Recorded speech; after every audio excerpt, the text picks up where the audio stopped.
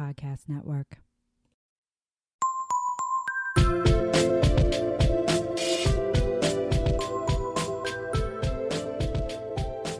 Hello and welcome to Whining About Herstory, where two longtime gal pals chug wine and chat about women in history you may not have heard of. I'm Kelley. I'm Emily, and welcome to our very special Mother's Day episode. Woohoo, moms. Go moms. Go mams. Go mams. Go mams. Go mammaries. All right, so today, I'm going to say this now because otherwise I'm going to forget the pronunciation. We're drinking Pouilly-Fuissé, which is French wine. This one is by Louis Jadot, 2017. It is made primarily of Chardonnay grapes. It says, the flavor is fresh honey and white flower aromas with elegant and rich flavors. One of the purest expressions of this typical Burgundy grape. And they recommend pairing it with roasted salmon, shellfish, or creamy cheeses. Ooh, creamy cheeses. That sounds good. We need to start having like a cheese platter with our wines. We've gotten a couple like seafood wines. Yeah. Because wasn't it Lost Angel? Yeah, I think a seafood so. wine? A lot of whites, I think, are seafood Or no, it was wines. Cupcake. Oh, yeah. See, whites. The wines you pick. I know, but seafood. I don't like... Can we just stick with the creamy cheeses? And here's the funny thing. So this is a Chardonnay, and that's my mom's favorite wine. That's so awesome. My mom's that was not Kismet. a wine person, so... We had to ask her. Yeah, I did. I had to ask her, and she's like, I don't really like wine. I'm like, that's okay. So I think we know what we're going to cheers to this week. Mams. Cheers, mams. Clink. We love our moms. Here's the thing. I totally get why my mom likes Chardonnay because it's very dry and it's not very sweet. She hates sweet shit. Right. So this is really designed for my mom. It's my more of mom. like a tart, like than a sweet, but it's good. Yeah. It's definitely a sipping wine because you don't want to chug it like grape juice or anything. You just kind of, you sip it. You don't even think about what you're doing. You just have it in your hand and then you're like, oh, I guess I need more wine now. Yeah, you know? Do you ever do that where you have like a beer bottle or something and you just like, even after it's gone, you're like, I don't want Angry another. Orchard. It's yes! not because I'm not a beer drinker, but yeah, like stuffing cans or bottles. Yeah. Like you sip it even after it's empty because it's just like a social action. Almost, yeah. Well, I don't know what to do with my hands, so I'm just going to pretend to sip my empty bottle. Right? And you're like, I don't want another one, but... So we're going to tell a funny story about... So we've told you before that we don't really communicate what we're doing. Like, we're just like, okay, we're going to pick two different women, and every once in a while we'll be like, oh, have you heard this name before? And the other person's like, no. And then we're like, all right, sweet, you're not obviously doing the same woman I am. Because we're forever afraid of that day where we covered the same lady and we are just fucked. So we got our wires a little crossed about today's episode. Which is fine. It's still going to be great, but it was definitely a miscommunication because I took it as we were doing our moms as the person we were doing today. And I was thinking we each tell a fun story about our moms and then cover like a mom-related lady. So, yeah. You know what? So you're getting two from Emily and one from me. This is just like the Frankenstein Mother's Day episode, and I think it's going to be great because honestly, I would love to know more about your mom. And the woman I'm covering is soups appropriate for this episode. I know she won't tell me about it, but she's like, "You'll understand." I'm like, okay, I trust you. Kelley was even like, "Well, should we put it off to our 10th episode?" I was like, "No, we need to do it this week. You will understand." So there's a lot of faith going on here. Yeah, I'm running on faith. Blind because technically, if we waited till the 10th episode, that's the day after Mother's Day instead of a week before. Yeah, and there's a reason I wanted to do the Mother's Day episode the week before. Like a really good reason. We'll see. I will determine that at the end of the episode. Everyone stay tuned to see if Kelley's on board with my reasoning or not, or if she thinks I'm full of shit. Right? I'm like, Emily, nah.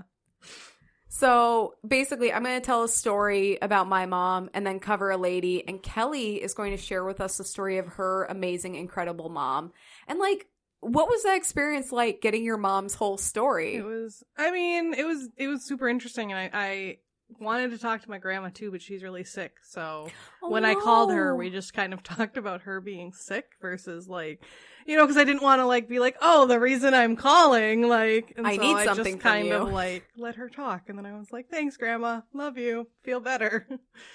But I love my grandma. So yeah, it was really interesting. I did it a little in person, a little through email, a little through, Mom, can you clarify this question? Through text. Mom, what do you mean by you grabbed him by the nuts and ripped them off? Was that metaphorical? She doesn't know I'm doing this, but I'll send it to her. But she was like, why? What are you doing with this information? And I'm like, you'll see. It's a secret. Yeah, so. Lots of secrets going on. A lot of trust. Lots of secrets.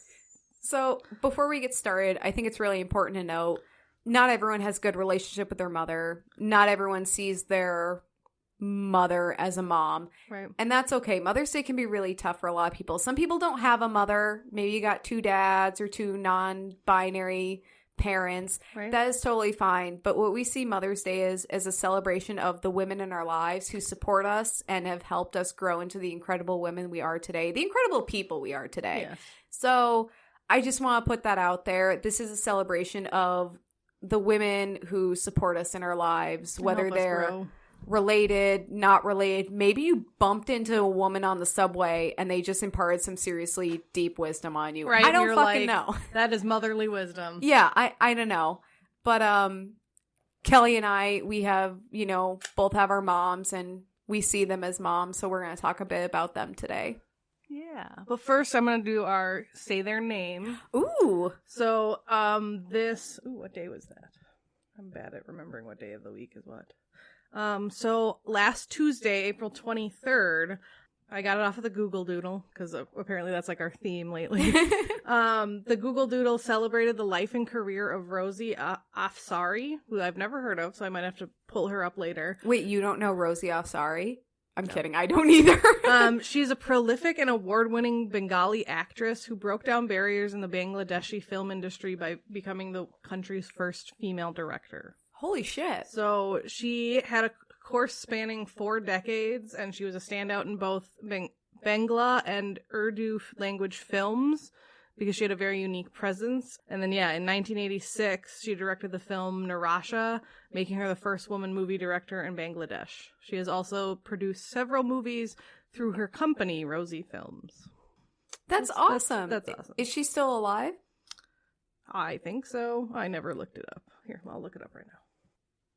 So she is not alive. She died March 9th, 2007. So, yeah. We love you, Rosie. Maybe we'll cover her. Thank you. One Yeah, of that's these what I was days. thinking. Maybe we'll throw her in there. So she was 60 when she died. So that's pretty young. Yeah. I mean, by today's standards, 60 is like, it's not 50, but like it's not not even 80. retirement age yet. Yeah. That's like one of my fears. I'm going to die right as I'm ready to retire. Like I finally get to just fuck off and enjoy my life and then I die. By the time we're like at that point, retirement age is going to be like 75 instead of 65. Oh yeah. We're just going to work till we die. This is a problem. Yeah. All right. So we'll launch into here. I feel like weird doing this about my mom now. Emily's just doing a story. Like, I'm talking about my mom's life. Your mom is an incredible lady, and I'm actually is. very excited to hear about her. I didn't go, like, too in-depth about some things. Well, and that's totally understandable. Partially at her request, partially because I was like, I don't know how to ask about that. Well, and a lot of the women we cover, they're kind of in the public domain, so we can really dig into whatever we want. Where I'm like, this is my mom, and some of this is kind of private, so I'm just like, Even for my story, my mom was like, I don't need people mention stalking this. my mother. All right, so my mother, Susan Marie Nickel, was born on August 6, 1957, to Harold Westgard and Kathleen Westgard in St. Paul, Minnesota. She had one older brother at the time she was born, and a few years later, they had another child, a younger brother, and his name is David.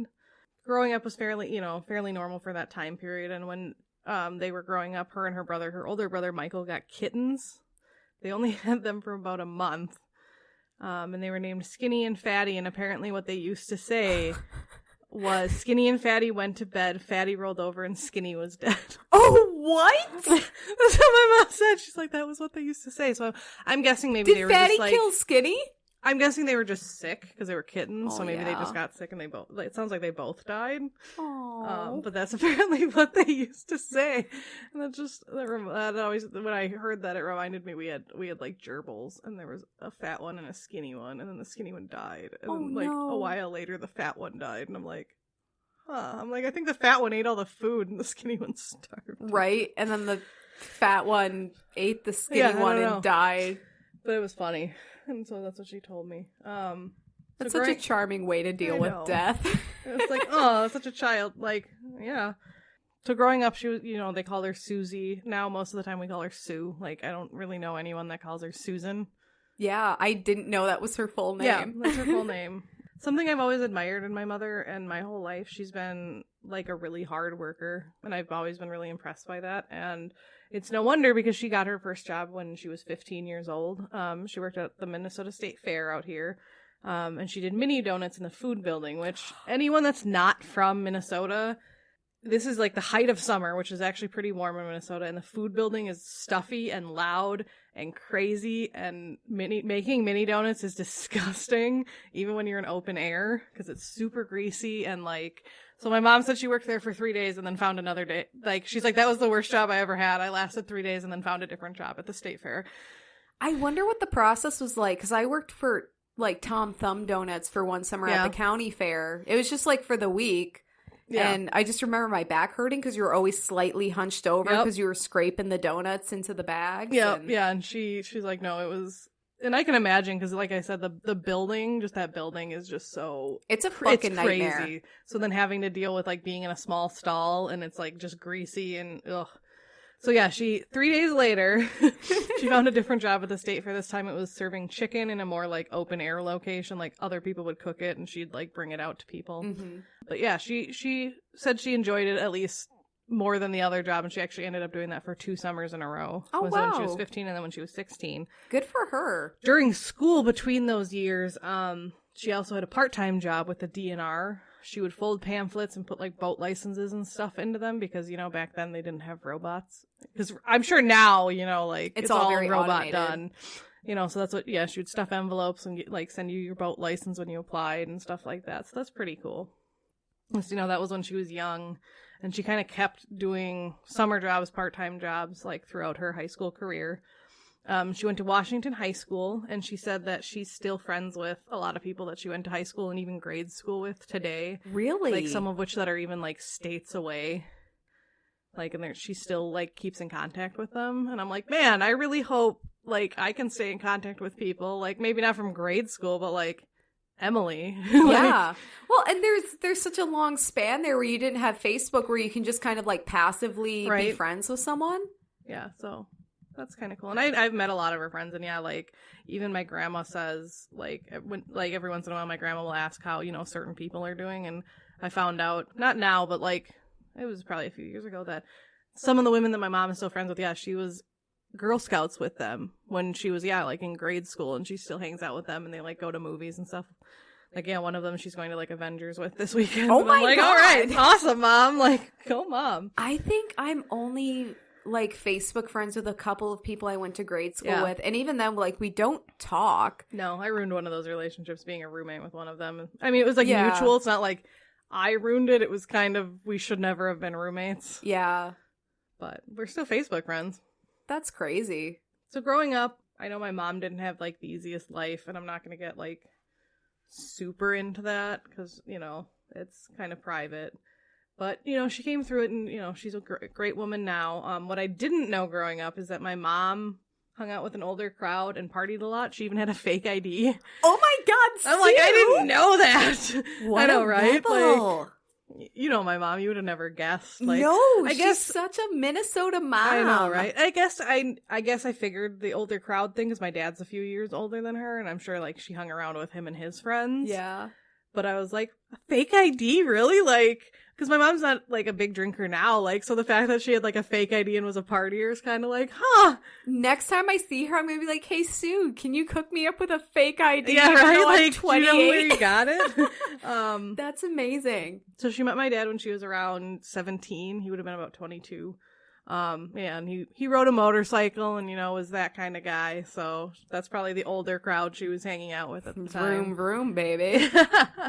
So she graduated from high school when she was 17 and then moved out soon after. Basically, as soon as she turned 18, she rented her own apartment because basically she had just been saving. Like, at 18 years old, I would not have been able to rent my own apartment. No, same. Right? I know. It's insane. I'm like, Mom, how did you do that? And she's like, mean, I just saved and invested early. And I'm like, what?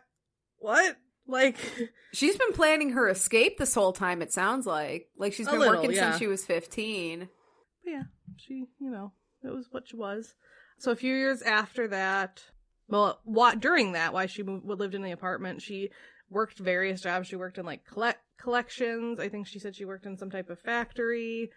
And then when she was around 20-ish, I think, she got a job working for the state, which she's moved around in the state quite a few times, but she worked for the state for a total of 40 years. So yeah, about 20 is when she would have gotten that job. Mm-hmm. And then after a few years of being in the apartment, she bought a duplex. Again, she just saved and then bought, like, an entire duplex, not like half of a duplex. She bought an entire duplex. So in her early 20s, she's already a property owner. Yep. Holy shit! And she lived in the bottom, and she rented out the top, because then that covered most of, like, the cost of owning the duplex. Right. Because, my mom was apparently savvy as fuck. I was gonna say, she is savvy as right? fuck. That's the beginning title of this episode. Savvy as fuck Sue. Yeah. Unfortunately, in 1981, her older brother Michael passed away. It was very sudden, and she said it was very shocking and scary for her, because at first they didn't know what made him sick, and they didn't know, like, why he died. And so, you kind of have that fear of, what is it? Is it something that's going to affect all of us? There's that not knowing. Yeah. And it was very hard on her, just having to deal with that, because it was, sudden, and it's hard when you lose a sibling. Well, I bet they weren't, they must not have been that old either. 81, she would have been 24. I think Michael was, I don't actually know how much older Michael was than her. A few years.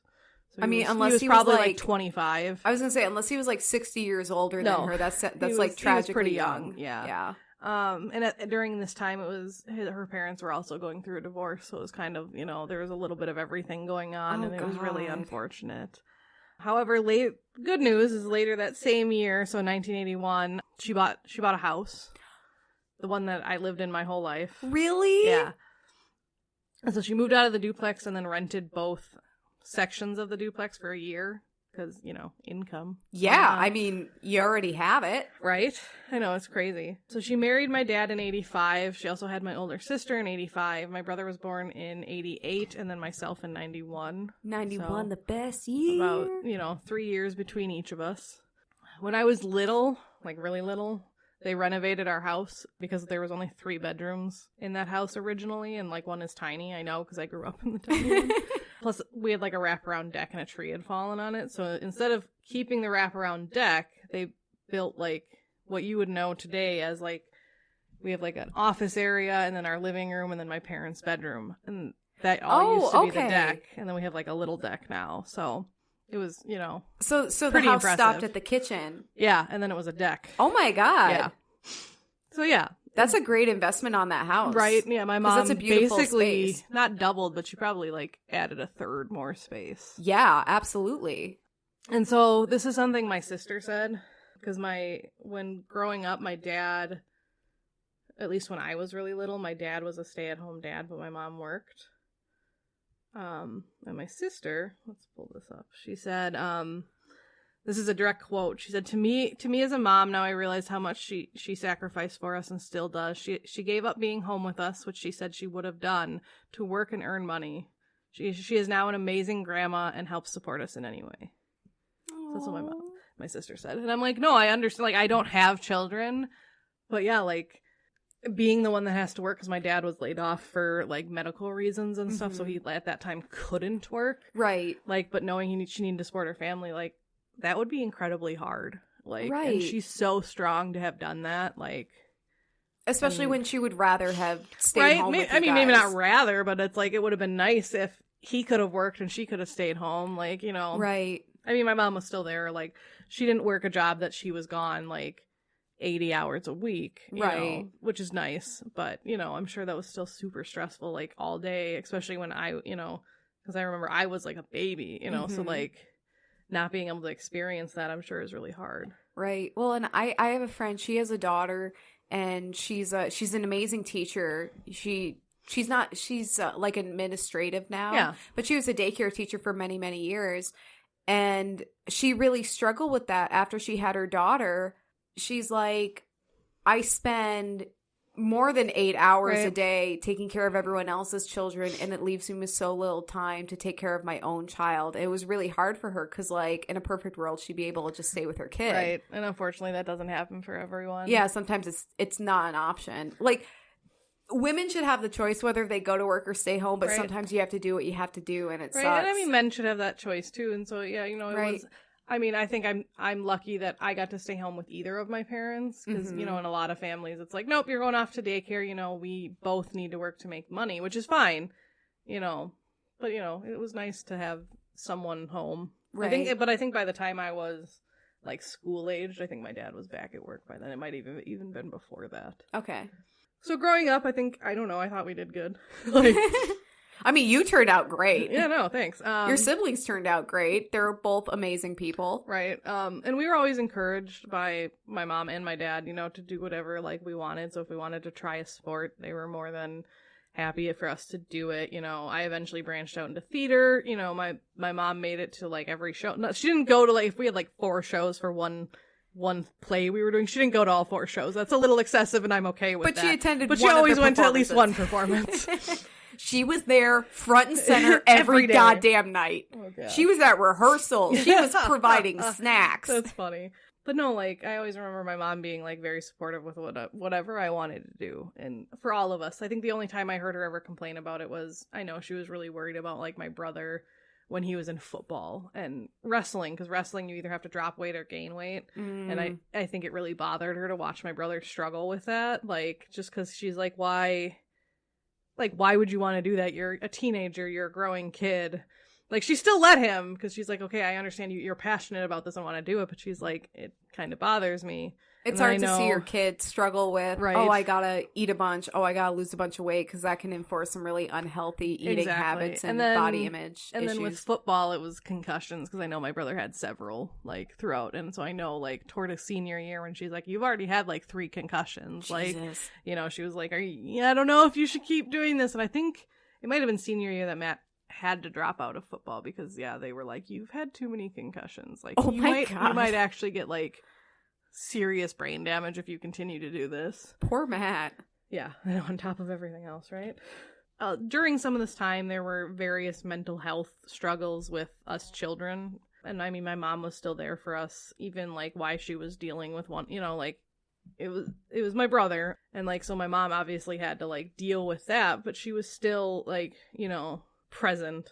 Like, I'm sure less present, but I don't blame her. Like, no one knows how to handle a child with, you know, mental health issues, especially if you haven't gone and through they came it out yourself. of, like, nowhere, you know. Yeah. So it's like, it's very, and I think she did a wonderful job. Well, and that's like my parents had to deal with me when I had all my mental health issues, but they didn't have to divide their time between 2 other kids. Yeah. I was their only headache. At the time, it was really just me and my brother, because my sister was already, like, off at college. Okay. So that made it a little bit easier. But yeah, it's still hard, especially when the other child is, like, younger. Because it's like, how do you explain to a younger sibling exactly what's going on? Right. When you probably don't even understand it yourself. And to still make them feel safe and loved when there's a lot of really heavy shit going on. There was a lot of scary times, but I thought my mom and my dad handled it very well. Like, my mom's an incredibly strong person. Yeah. So my mom actually recently retired. I think she retired last year at 60. Congratulations. So that's pretty young. Like, yeah. You know, I think normally it's 65 right now. I mean, she's been working since she was 15. She better get to retire by 60. And I know my mom, and I find it really impressive, because I know she wouldn't have retired if she didn't think they would be fine. Yeah. Like, but still, I find that, like, super impressive. Yeah, it's like you've been working since you're 15 and you got to retire, you know, theoretically 5 years early. She's bought, like, 2 pieces of property by the time she was 25. And I know, like, one time she came down here and she was talking to me and Justin, and she's like, oh yeah, I could do rental property again. And I'm like, geez, Mom, like, you should. Yeah, I mean... So I know she's been thinking about that, and I'm like, that's really impressive that, like, you want to do all this stuff, and, you know... Yeah, retirement is not the end for her. She's just getting started. Right. She's like, I know. let's She do this. does a lot of stuff now. Now I got time for all my projects. Right. I know. And my mom does really like to travel, and I think they're going to try and do that more now that she's retired. Nice. When I asked, she said her favorite trip was in 1999 when they went to Hawaii without the children. Yeah, of course. With my dad and then some of my dad's siblings. I guess she was between 2 state jobs where, like, the one she was coming from, like, they treated her like crap. She didn't want to be there. It was terrible. And then she was going to be starting, like, a new one at a different location. And so she said it was just really nice because it was, like, a nice segue between, like, this really crappy job that she had to what will hopefully be better. Right. And she said she just had, like, a ton of fun because they, like, did some tours of the islands with everyone. And then just her and my dad, like, spent some extra time and went to a different island and, like, hung out. And I know my dad really wants to go back, and I'm sure my mom would too.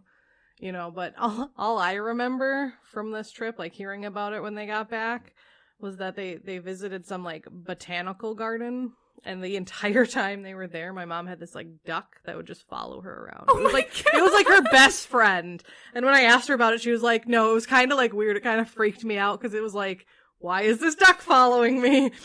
I'll have to see if she has a picture of it because it was really funny. Maybe it was fatty or skinny. Reincarnated into a duck. They stepped up. Yeah, I mean, they're in Hawaii, right? But yeah, you be an ant in Hawaii. I remember she was telling me about that, and I was like, "That's so funny!" Like, I still remember it. 10 years later. I love that. I know, it was funny, and I love your mom's story's not over. Like, she's still doing I still amazing have, like, things. another page left. Oh shit! Yeah, just random. Okay, I'm sorry. I'm like cutting to the chase. Right? I know. I think I must have gotten my love of traveling from my mother. Like, I mean, she's not like, oh, let's travel everywhere, but she enjoys traveling, and I know she likes to go places. Like, I know we went to Disney a few times growing up, which is, I love my mom for that, because I'm guessing she must have saved for that, too, because that's, not something every child gets to do. And we got to do it a few times, and I think that's such a great experience to do as a family. Well, especially having a bigger family, too. Right? Yeah, exactly. You had 3 kids to deal with. Yeah. And one of them was Kelley. Yeah, I would say Matt, because I remember she told me that one time we were taking a picture with, like, Chip and Dale, or, like, one of them, and my brother, like, kicked one of them in the shin and, like, ran away. Oh, that poor cast member. I was like, ooh. But I'm like, I don't get paid like enough for this right? shit. What I thought really cool is growing up that as we got older, like into our teens, my mom wanted to take each of us like on a trip just with her. So I thought that was really neat. Like, so her and my sister went to California. They drove up the coast, and they tried different things. Unfortunately, they said it was like a little bit cold, so they couldn't like do the beach thing. Right. But they still really enjoyed it. And, I remember seeing a picture of them like eating lobster and like stuff like that. And I know they had a great time. Except for one night, I remember they told me they had to, like, they didn't feel safe in their hotel. Oh, no. And so they slept with an iron in the bed. I don't know why it's these things that I, like, remember, like, from people's trip stories. It's the true crime buff I know, in you. right? Okay. They were fine. They're skip fine. Over your tourist travels. At what point did you feel like you had to fight for your life? Right. Tell me about that was so funny. They're like, we slept with an iron, like, for clothes ironing in the bed. Oh, like, I'm thinking so tire iron. iron. I don't know. Like, I mean... They used what they had. Yeah. My brother at the time, declined to go on a trip because, he was a teenage boy. What teenage boy wants to go on a trip with their mother? Right. Like, I'm sure some do, but in this case, my brother was like, no, that's weird. So my mom was like, okay, do you want something instead of going on a trip? Because, like, obviously I'm spending this money to go on trips with your sisters. You got. So my brother got a laptop. Okay, cool. He can plan his own trip. Right. So then when it was my turn, we chose to go to the Grand Canyon because neither of us had been there before, and we thought it would just be kind of like something fun and memorable. I had a great time, and I think my mom did too. So we flew into Phoenix and then took this crammed like little shuttle bus like to Flagstaff, and it wasn't good because I think someone had like a pet, so my mom was like sneezing the entire way, and it was like it was like 2 to 3 hour ride in this shuttle bus. Oh my god, your poor mother. And then we walked around Flagstaff for a bit before we got on a different shuttle bus that took us to this other town that I don't know the name of because I didn't go look it up. It would probably have taken me some searching. And we spent a night there, and it was kind of cool because it was like on Route 66, like a historic Route 66, and it was nice. A town for like motorcyclists, but they also had like some history stuff. Like I remember they had like this cowboy show, like the shootout thing that you could go and watch, and I know we did that, and that was fun. And then the next day we got to travel to the canyon by train, which was super fun because they had like a little show on the way that you get like held up by bandits. Like, so they like stop the train and these guys like get on and are like, we're going to rob you. And no. Like, it was fun. Like, I know my mom enjoyed it and I did too. And then she just whips out her iron. Yeah, right. Like, oh, I got the iron. Not today, motherfuckers. Right. I'm prepared. That would have been funny. She upgraded to a taser by then. So, Fool me once. we stayed in a little like bungalow, and I remember that me and my mom, like, when I was a teenager, we didn't get along very well. I was a brat. And I know I was a brat. Like, now I know I was a brat. But I remember when we took this trip, like, we didn't fight at all. It was fine. And it was a lot of fun. Like, we went on a rafting trip one day, like, on the upper part of the river, like, not the rapids. Right. I don't think I could convince my mother to do that. And it was a ton of fun because they, like, talked about because we started, like, up by the dam and then went down to, like, where the rapids start, and then we got off. And it was just, you know, like, they stopped for lunch, and it was, like, the river's super cold, so you don't get in the river because you'll get hypothermia and die. Super fun. Yeah, and then I remember, like, we stopped at, like, one of the stops that had, like, a little hiking, and there were, like, bathroom stalls, and my mom got scared by this, like, little tiny, like, lizard. Because it's Arizona. Like, there's lizards, and it was really funny, so I know. That's their primary export. Exactly, lizards. right? I know before we left, we bought her this little, like, tiny bobblehead lizard thing. That I know she still has, but that sounds like you. It was hey, really, like, you were we bought it this? together. But yeah, we did like a lot of hiking, and they had like this sunset tour that took you like to the best places in the Grand Canyon to get sunset pictures, and Aww. it was a lot of fun. And I would love to go on a trip with my mother again because she's just so amazing. That's amazing. I love that she made that point to do something for each of you kids that was special. Right. And I think that was really nice that, you know, it's that time, you know, she's like, maybe, I don't know if she felt because she wasn't around growing up or just because, you know, she's like, yeah, I want to have that time with each of you, like this memory of me that you'll remember, like, hey, me and my mom did this. Yeah. And it's all one-on-one. You're not splitting up your time with other siblings or anything. Right. Even exactly. though you love your siblings, it's nice to have when that. I was younger, maybe not. Well, like, I mean, I feel like that's with every sibling, but like, this is just for you and your mom. Yeah, it's me and my mom, and I loved it. Like I said, I would do it again. So I wrote, this is now my side of this, although part of this has been me, so I feel kind of bad. But yeah, like I said, I know I was a brat growing up, Mom, and I'm sorry. And I know I reacted badly to things that embarrassed you, which I wrote in my note, Mom. Walgreens, sorry.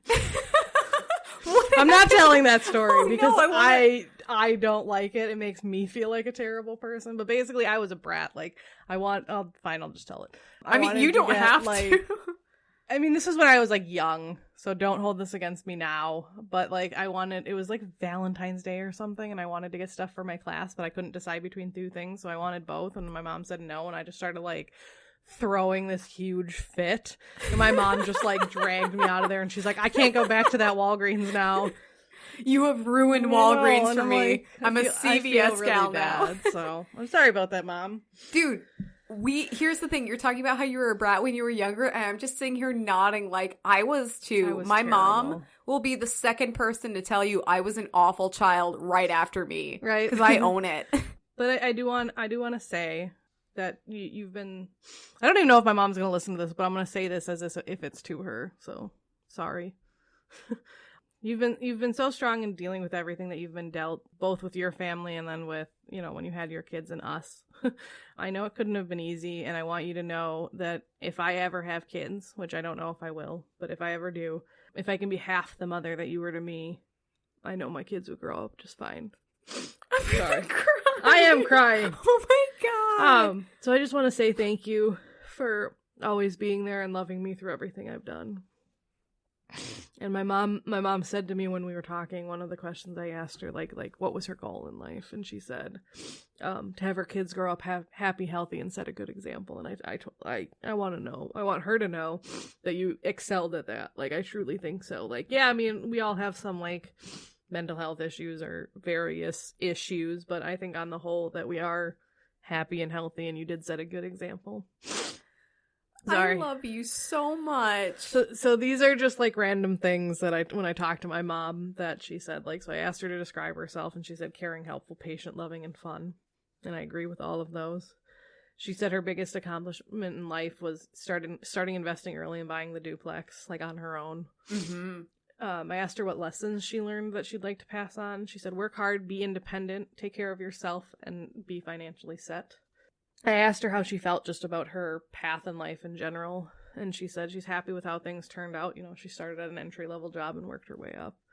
And then I asked her what her, like, number one quote is, and this is exactly what I would have said if someone asked me to tell you my mother's number one quote. It's poop. I'm not even joking. Like, because whenever if she's really, like, exhausted or, like, you know, she's had a hard day, when she sits down, she's like, oh, poop. And I've said it before, and just every time I say it, like, my Justin looks at me really weird. But I'm like, I got it from my mom, and she just does, and it's like, it's so natural to me that I don't even, like, think about it. But yeah, I remember growing up all the time that's what she would do. She'd be like, oh, poop. That is amazing. So that's my mom's, like, I'm tired quote. I love you, mommy. That is beautiful. Sorry, everyone. No, I love that you got so into it and that you were comfortable sharing that with us, and I started crying. I know. I knew I would. But I don't know, like, I feel kind of bad because, like, half of it was about me. Like, I tried to make it all about my mom, but unfortunately, you know, with my mom, of course, it's going to come. Well, it's about your relationship with her. Exactly. And I do. I love my mother, and I'm really glad we got past me being a teenager. And I think a big part of it was, like, me not living at home. And I don't know if that had to do with me, my parents, or, like, my siblings. You know, it might just have been a combination of stuff. But yeah, like, I know when I went to college, that's kind of when, besides, you know, our trip together, that's kind of when, like, I think I realized, and I think maybe that's more what it was, is I realized, like, going out and being on my own, I realized all this stuff my mom had done for me. And I'm not discounting my dad. But this is about my mother. This is a Mother's Day episode. My mother is amazing, and I couldn't ask for anyone better. I will totally cut this out if you want me to, but can I share my favorite story from your mom that I have? Yeah. So there's this one time, Kelley and we went to the state fair, and I just, like, tagged along with your family because your niece was performing in the Minnesota State Fair talent show. So she had gotten to the finals at, like, the big grandstand. It was a really big deal. Yep. And we were sitting there, we were watching all the performances, and there were some, like, fucking assholes behind us who, when your niece got up and performed, they were making fun of her. Yeah, because she's not skinny. Like, I wouldn't say she's big, but she's not skinny, and she had brightly colored hair at the time, I think. She's got an alternative look, and she's a gorgeous, amazing, wonderful person, and these people were making fun of her, and your mom just turns around and stares them dead in the fucking eyes, and I don't remember what she said. She's like, that is my niece. And that's all she had to say, and those people got the fuck up and walked away. They're like, and just the balls it took for her to, like, do that. Yeah, I remember to that. These, like, and she didn't even, like, hesitate. She just, like, immediately was like, no, you are not gonna say this shit about my family. Yeah, she's like, sit down, shut up, get the fuck out. Yeah, right. Get back up and get the don't sit down. But, like, I always think of that story when I think of your mom, because she's such a fucking badass. Like, hands down. That's no, like fear. The number one thing when I was talking to my sister about it. She's like, just make sure everyone knows mom's a badass. And I'm like, oh, I will, trust me. This whole podcast is dedicated to badass babes, and your mom is definitely a badass babe. I agree. Yeah. And hopefully she'll like this. If not, you know, too bad. We're publishing Too bad. it anyway. Love you, Mom. We're not wasting an afternoon recording. Yeah, you're not going to hear it until after it's published. Right. So, just kidding. If you really don't like it, I'll take it down. But well, it was really sweet. Thank you for sharing that. I feel bad now that I didn't like. I know that's what I said. I'm like, oh god, Emily's going to feel bad. No, it's fine. You can always do it later. Yeah, I mean, there's always next Mother's Day, right? Or birthday. Oh, this is true. Kind of like we mentioned, we had some wires crossed, so I didn't do my mom's whole life story, which now I'm feeling kind of bad about because Kelley's was so beautiful. But there is this one story that I asked my mom to tell me because I remember her telling it to me the first time and thinking, this is the kind of woman I want to be. I want to be brave enough to be this kind of badass. So I'm just basically... I'm excited to hear this because I like your mom. Like, she's a wonderful lady. So just a little background on my mom. She's very classy. She's very well put together, but she's the kind of lady that, like, with a smile will tell you to go fuck yourself. One of the greatest lessons she ever gave me was that when someone's really getting in your face and being really aggressive, the best thing and the most obnoxious thing you can do to them is to just smile and be like, oh, I'm so sorry. Right. Oh, well, how can I help you? Because they want to get a reaction for you. And especially if you don't, they're like immediately deflated. Exactly, because they want you to freak out because then it justifies their shitty behavior. And especially, I've been dealing with some shit lately, and that advice has come in handy because I've just been, oh, well, I'm so sorry to hear that. What can I do? Aw. You know, and it's been really great advice. But my mom is not afraid to throw down when she has to. So this is her story, and I'm just going to read the email she sent me. When I graduated from college, I had a job with a major corporation. She asked me not to tell what the corporation was. Fine. Valid. This was in the late 1970s, and the corporate environment was overwhelmingly male-dominated. Our department formed a softball team, and we would practice after work, then go out for pizza. The purpose of this was to improve morale and develop more of a team atmosphere in the department. One evening over pizza, one of my male colleagues was talking about women in a very unflattering way. That's so my mom. I know. She's not being mean. She's just saying it was very unflattering. It was very unflattering. Classy. And See, you that's know what that Yeah. means. He was being a dick. Yes. Women were, in his opinion, inferior to men. I politely asked him to stop, as I found it offensive. I love reading this because it's so my mom. Because you can read between the lines and you know she's fucking pissed. Right. He didn't stop. I told him if he didn't stop, I would pour his beer over his head. He called me a coward and said I wouldn't dare go up against him. I then took his beer and poured it over his head. Needless to say, I was treated as the one who was in the wrong, and the idea of a softball team was obviously a failure. However, I've never regretted what I did. Yeah, he deserved it. That's awesome. Amazing. Like, I reread this story and it just made me so happy. Because be a badass, Gwen. Back then, yeah, of course, she was treated as like, well, why do you have to be such a fucking bitch about it? Right. I'm sorry, he was the one saying that my whole gender was worthless. Yeah, right? It's that whole, if you're driven as a man, it's seen as a good thing, but if you're driven as a woman, you're seen as a bitch. Right, like if she was shooting her mouth off about how men are worthless, and he did the same thing to her. She probably would have gotten, like, fired. Yeah. So, I love that story, and I love that even though she was chastised for it, right. And she's like, no, I have no regrets. Yeah, she knows what she did was right, and that's what we need, that even when society tells you you're wrong or that what you're doing is wrong, right. You need to have that confidence that, no, this is not acceptable behavior and I'm going to fight against it. Right. And I just love how, you know, she was being classy about it the whole time, like, please stop, or, you know, or you're going to have consequences, and these are exactly what the consequences are going to be. And he's like, oh, you would never. And she's like, all right.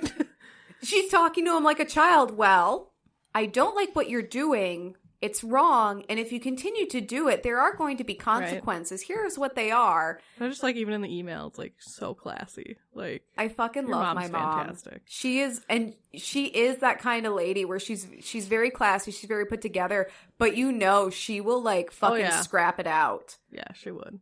And like you were talking about how your mom was dealing with, you know, you and your siblings with mental health issues. My mom went through the same thing, and it is probably the worst thing I've ever put her through, and is my biggest regret that she went through that. So I just want to take the opportunity, Mom, I'm sorry, and I love you, and thank you so much for not murdering me in my sleep, because no one would have blamed you.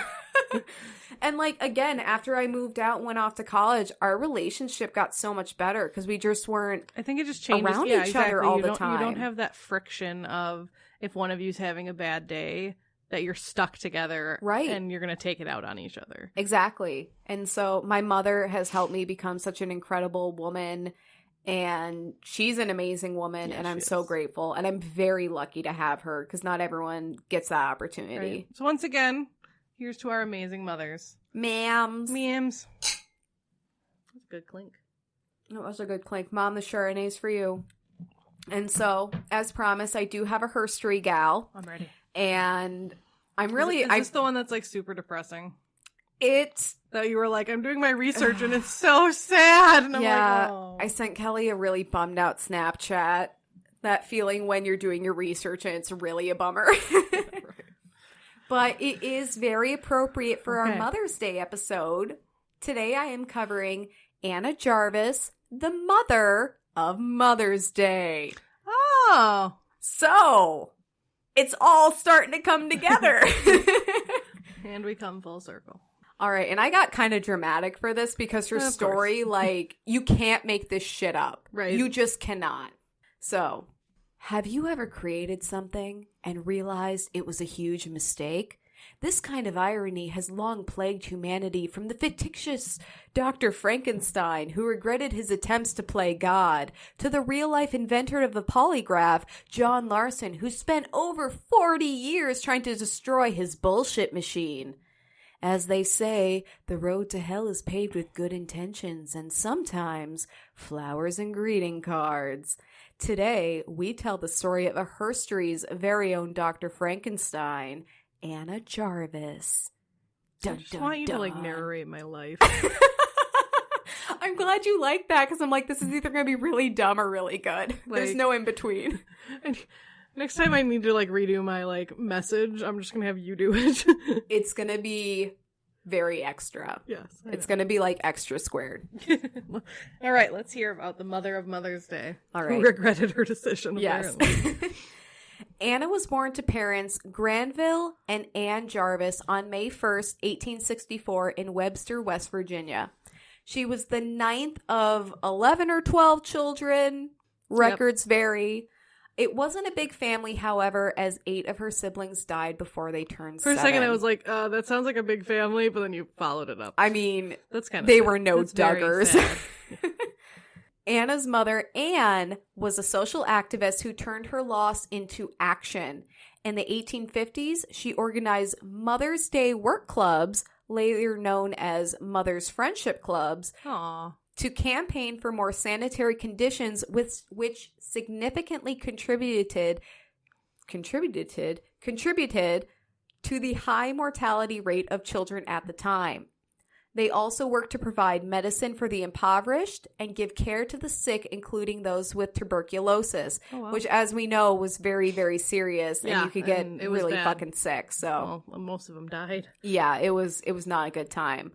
So she's working like, hey, unsanitary conditions have contributed to like 8 of my kids dying. I'm going to band a bunch of moms together, and we're going to figure this shit out. Let's get shit changed. Exactly.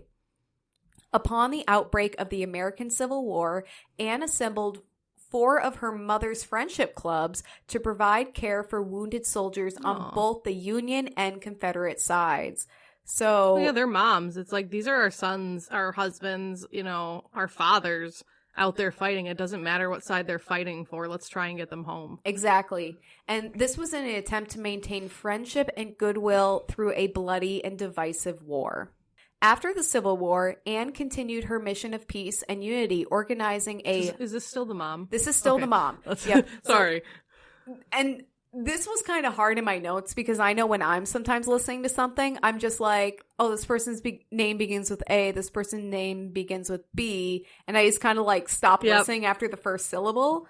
So Anne is the mom. Okay. She's not the person we're covering, but her life is important to the story. So after the Civil War, Anne continued her mission of peace and unity, organizing a Mother's Friendship Day in 1868 to encourage families who had been divided by the war to come together. Aww. She said of the day, and this is a long quote, so buckle up, but it's good and it's important. Quote, "To revive the dormant filial love and gratitude we owe to those who gave us birth, to be a home tie for the absent, to obliterate family estrangement, to create a bond of brotherhood through the wearing of a floral badge, to make us better children by getting us closer to the hearts of our good mothers, to brighten the lives of good mothers, to have them know we appreciate them, though we do not show it as often as we ought. Mother's Day is to remind us of our duty before it is too late. This day is intended that we may make new resolutions for a more active thought of our dear mothers. By words, gifts, acts of affection, and in every way possible, give her pleasure and make her heart glad every day, and constantly keep in memory Mother's Day. Aw. So what was the original date that her mom came up with? I didn't get the actual date, but it was 1868. Oh, I thought you said a date. Sorry, my bad. No, you're fine. But so basically, she really believes in this power of people loving their mothers and being able to identify that as a source of unity. So that's why she's getting mothers together to help soldiers during the Civil War. Right, and then afterwards she's like, she's getting mothers together. To your mothers. Exactly. It's like, hey, everyone loves their mom. Let's use that to try to heal these deep, horrible wounds that the Civil War has caused. Yeah. Obviously, motherly love was very important to Anne, which is understandable considering she had felt the greatest pain a mother can feel 8 times over. Anne even remarked once, quote, "I hope and pray that someone, sometime, will found a memorial Mother's Day commemorating her for the matchless service she renders to humanity in every field of life. She is entitled to it." So she's like, hey, moms are out here doing shit. Let's like honor that. Right? Like they deserve it. Exactly. Anna, the daughter, who we're mostly talking about, remarked on her mother's wish and made a vow, quote, "The time and place is here, and the someone is your daughter, and by the grace of God, you shall have that Mother's Day." Aww. Anna was inspired by her mother's work. She was even encouraged to attend college by her mother.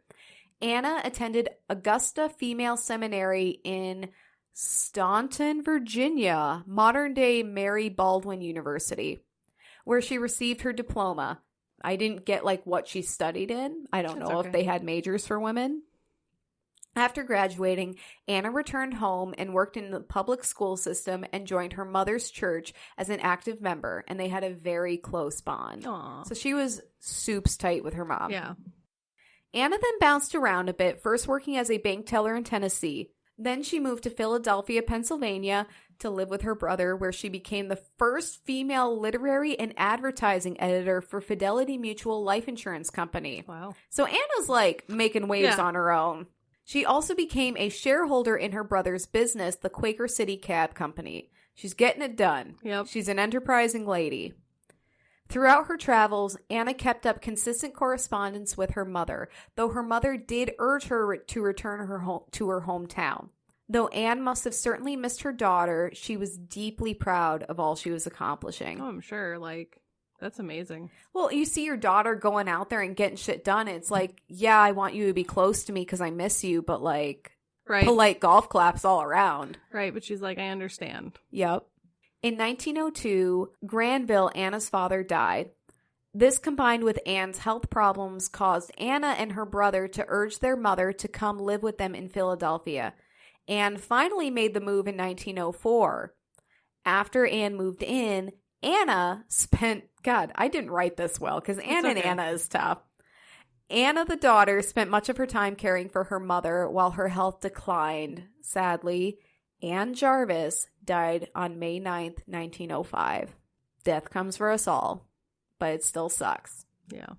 In 1907, 2 years after her mother's death, Anna had a small gathering to commemorate her mother's life and announced her intentions of creating a National Mother's Day. Aww. On May 10th, the following year, Anna held the first official observance of Mother's Day at her mother's church, Andrews Methodists Episcopal Church. That's a hard word. Yeah. That's a hard word. This church is now known as part of the International Mother's Day Shrine. This event wasn't just to honor her mothers, or not just to honor mothers, but also to encourage peace, reconciliation, and social action against poverty, all things that her mother Anne had fought for. Yeah. So she's not just like, hey, my mom wanted this day, so I'm going to honor her specifically. I'm going to honor everything that she stood for. Right. That's awesome. This was all happening during the Progressive Era, and more women were taking on roles in their communities. The role of being a mother wasn't just about raising your kids, but it also came with a moral responsibility to improve the world around them. Women were engaging in civil rights, welfare reform, women's suffrage, and other forms of activism. They saw these acts as inherently maternal. Yeah. So it's like, we can't just worry about taking care of our immediate families. We need to take care of our communities and the world, because as mothers, that is our duty. Right? It's like, if we make everything better, it'll make everything better at home. Exactly. And that is such a great, healthy way to view the world. It really is. And it's amazing. Anna was one such woman who stepped into the public eye to campaign for Mother's Day. She wrote letters to ministries, business people, and politicians and held promotional campaigns all across the country to try and establish a national Mother's Day. She found supporters who also took on her letter-writing efforts. Anna found significant support from John Wanamaker of Wanamaker's Department Store and H.J. Heinz of ketchup fame. That one's a little weird, but I get the department store. The ketchup's a little different. Yep. Well, actually, like, on the first official Mother's Day, she gave a speech at, like, the Wanamaker Stadium or whatever. Okay. Interesting. Anna's efforts were not in vain. By 1911, nearly every state celebrated Mother's Day, and in 1914, President Woodrow Wilson declared Mother's Day a national holiday. Good. Mic drop, boom. This is where I wish the story ended. Right? We're done. Everything was great. Nothing bad happens after this. And here's the thing, though. This part sucks, but it is so important to understand. I'm sure. And this is one of the reasons that I wanted the episode, our Mother's Day episode, to air a week before Mother's Day. Okay. So that people get the opportunity to understand what the day is supposed to be about. While Mother's Day was meant to be a celebration of women's achievements and was inspired and championed by women activists, some politicians, obnoxious dudes, tried to use the day to promote the idea that a woman's role was in the home. Their campaign was so successful that the name was changed from having the apostrophe after the S in mothers, so mothers S apostrophe as in all mothers, to moving it before the S, so singular mothers, so like your mothers, my mothers. Yeah, that's dumb. Yep. And this was supposed to emphasize the celebration of one's own mother and her service to the home and family, rather than celebrating the activism and organization of all mothers. This is why grammar is important. Right. God damn it. So I will forever now write Mother's Day S apostrophe. Right. And all of you should too. We'll start petitioning to change it back. Because I knew there was like a conflict about where the apostrophe was. So every time I typed in Mothers, didn't realize how big of a thing it was. Right. Well, Google always corrected me. No, it's apostrophe S. Shut the fuck up, Google. You don't know what you're talking about. You're just trying to be official, Emily. God. After establishing Mother's Day in America, Anna turned her sights to global domination and began campaigning to establish the holiday internationally. And she was petting her white cat in her lap the whole time and chuckling sinisterly. Eventually, over 50 countries would adopt a version of Mother's Day. In its early years, Mother's Day was celebrated by going to church, spending quality time with your mother, or writing letters to your mother. However, the tradition of buying cards, flowers, and gifts began to catch on, which was great news for those industries. The price for carnations would actually rise around Mother's Day, which outraged Anna, who decried florists as profiteers. She felt the commercialization detracted from the true meaning of Mother's Day. God, when has that ever happened? When has commercialism ever bastardized a holiday? Like all of them. All Except of for them. Maybe Thanksgiving. Are you kidding But me? you don't like buy cards for Thanksgiving. You buy a fuckload of food and then the day after is all about buying shit. That's true. I think it's less bastardized than other holidays, though. I mean, I guess comparatively. You have to buy food, which costs money, but you can't tell me those turkeys don't jump up in price coming up to Thanksgiving. Sure. It's just like, roses jump up before Valentine's Day. It's like the wedding tax. That's why, okay, pro tip, if you are planning a wedding, get quotes by saying you're like, oh, well, I'm planning a family function for this many people and I need a cake. Really? Get the quotes. Yeah, because if you tell them it's for a wedding, the price jumps up. Huh. But if you say, oh, it's just a family function, then eventually you have to tell them it's for a wedding, but you have more negotiation power. Original quote first. Yeah, or you can say, well, this other bakery said they do it for this much. Right. You know? That's true. Pro tip, wedding tax is real. Pro tip. In 1923, Anna filed a lawsuit to try and stop a Mother's Day festival and was arrested for disturbing the peace at a War Mothers convention where the women were selling carnations to raise money. So she hated this idea of anyone profiting off of the holiday because it was all about just celebrating mothers and women. But I mean, I don't think it's bad if like mothers are, because you said it was a war thing. Yeah. Like, so that I feel like maybe she shouldn't have interrupted, like, because that's still moms doing something active. Right. No, like, and I agree. I'm sure, but I understand where she was going with it. Yeah. I just think she maybe didn't pick the best venue. Yeah, and I mean, this was not the only time she was arrested, I'm pretty sure. I'm sure. So, this was the one that I read about. Another notable story of Anna's protest of the holiday was when she went to a department store that was selling a Mother's Day salad. What? Yep. So the department store was having a Mother's Day special on a Mother's Day salad. And she ordered the salad and then threw it on the floor. So she paid money for the salad just to throw it on the ground. All right. Anna threw it on the ground. Is that too... no, that's okay. Late of a reference. It might be. Some of our listeners may not understand, but it's okay. She said, quote, "This is not what I intended. I wanted a day of sentiment, not profit." So I think the idea of the war mothers just using the holiday to make money, just kind of shit in the face of what she intended for it. Like nowadays, it's, for charity. I get it. But at the time, she was like, no, this is just like celebrate your mothers and women and do good things. Right. In her later years, Anna would say she regretted ever creating the holiday and campaign against it. She became the enemy of many charities that once supported her and was thrown out of meetings in her efforts to gain back control over her holiday. While many profited from Mother's Day, Anna did not, and she had to live with her sister in her later years. Aww. In 1943, Anna organized a petition to rescind Mother's Day, but her efforts were interrupted when she was placed in a psychiatric hospital, Marshall Square Sanitarium in Westchester, Pennsylvania. Like by her sister? I think or did you not read about how she ended up there? I couldn't find any information on how she ended up there. I'm sure she just got really sick. I'm sure she had a lot of depression associated with this holiday and her efforts. Right. And I think it just kind of snowballed and she had to be institutionalized. I have a hard time believing it was her choice, though.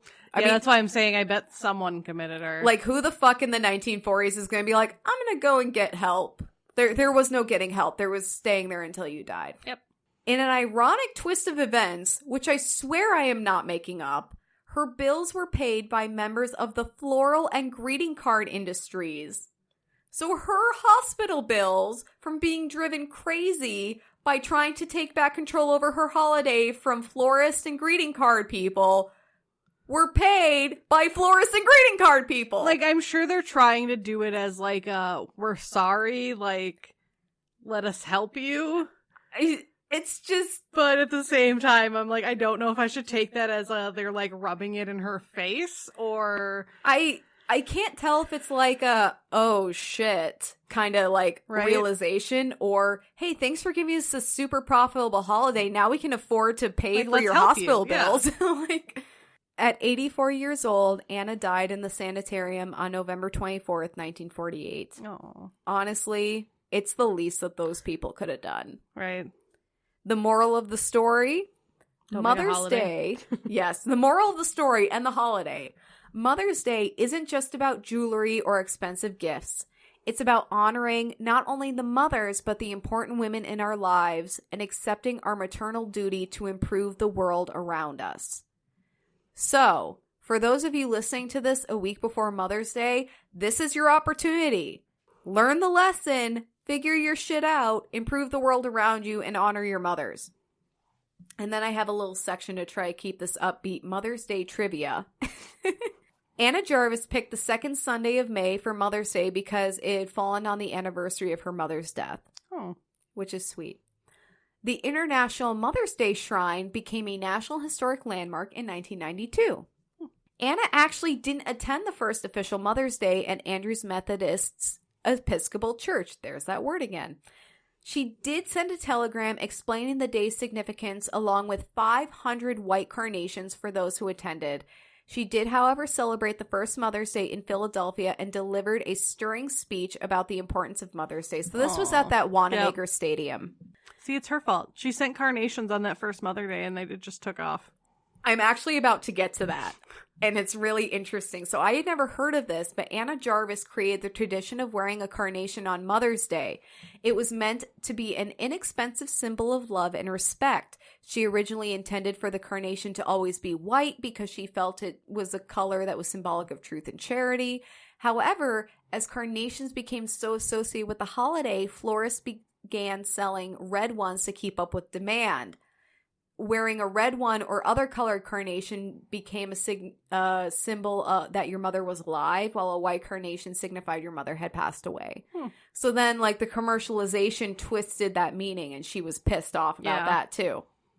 During Anna's life, she would receive a flood of letters and cards from all across the globe, honoring her as the mother of Mother's Day, though she never married or had children of her own.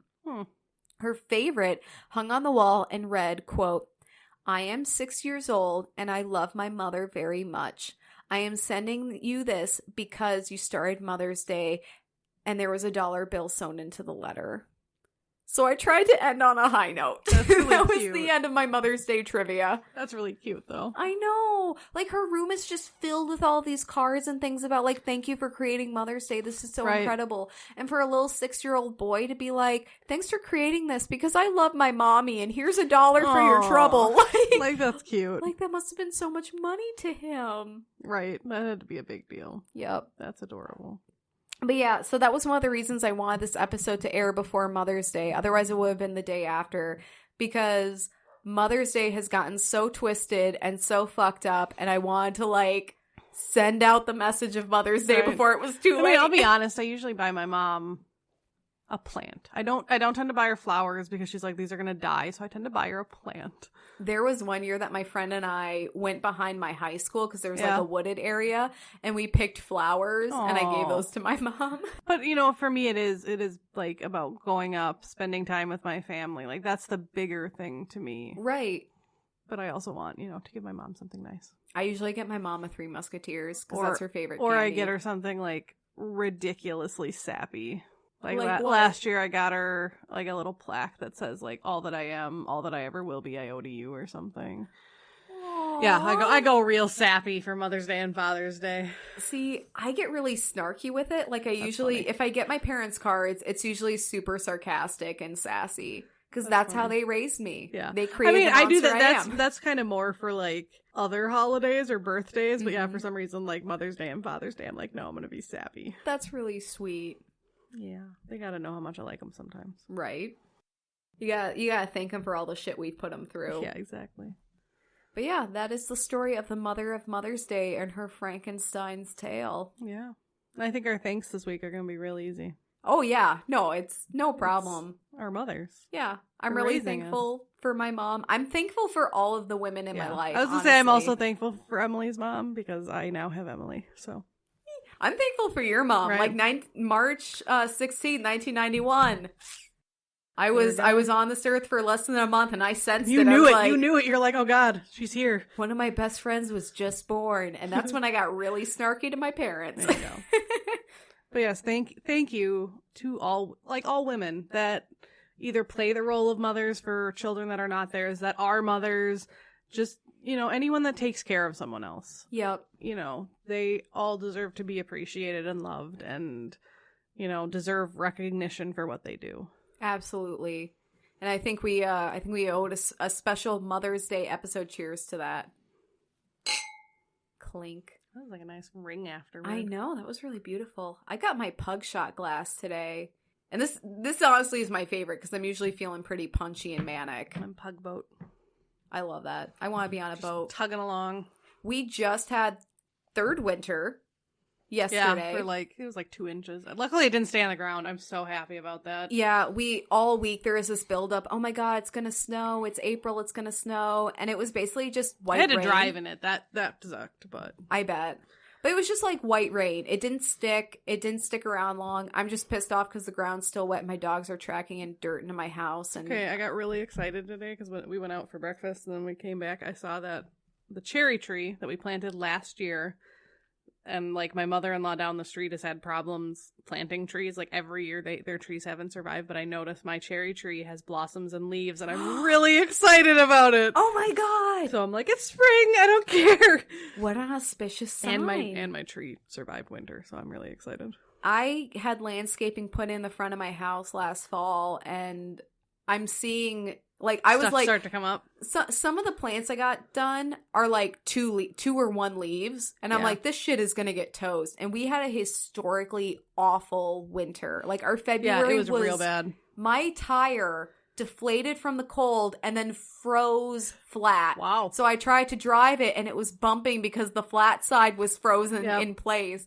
And I'm like, none of my landscaping is going to survive. This is awful, but I've seen it sprouting. What's good about the place you went through is they do, like, Minnesota hardy plants because they're a Minnesota-based company. Right. So I would recommend that. Just random tip for listeners. If you're going to do any landscaping, whether you do it yourself or have a professional do it through people that grow stuff for your area. Right. Because if you buy from big box stores, it doesn't mean... Like, if you're going to buy the stuff that only, is going to be this year... That's fine, but don't buy, is it perennials that come back or annuals? Perennials.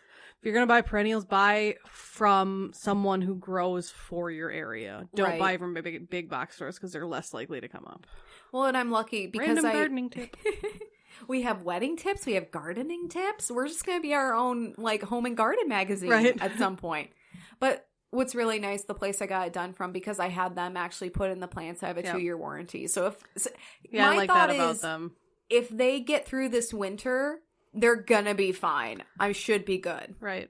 I know I eventually have to plant another tree because cherry trees need to cross-pollinate, but that's for later. That was my high note, that I'm thankful my tree survived the winter. And then future Kelley has a problem she has to deal with later. That's later. That's future Kelley's problem. Yes. Well, thank you so much for listening to Whining About Herstory. I hope you enjoyed the episode. Yeah, I loved hearing about your mom. That was beautiful.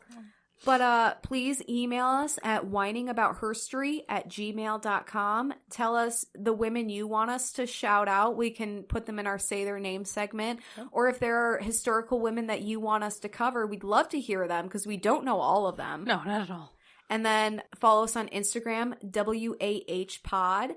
And then Facebook, Whining About Herstory. Check out our blog at whiningaboutherstory.com. I blog every week about our episodes, and, you know, I put some pictures up there, and it's good fun. Kelley kicks our blog's ass. Like, I am thankful for all the work you do on that blog, because I've gone through it, and I'm like, holy shit. Like, she says that, but she, like, Emily does all our editing and stuff, so I'm incredibly thankful. And then we tag team social media. Yeah. Although it's lately been a lot of Emily, because I have some other stuff going on that I'm working through, and that's okay. We'll be tag teaming it again soon. And that's okay, because you know why? Why? Empowered women empower women. Thank you so much for listening. This has been Whining About Herstory, and have an empowered day. Bye.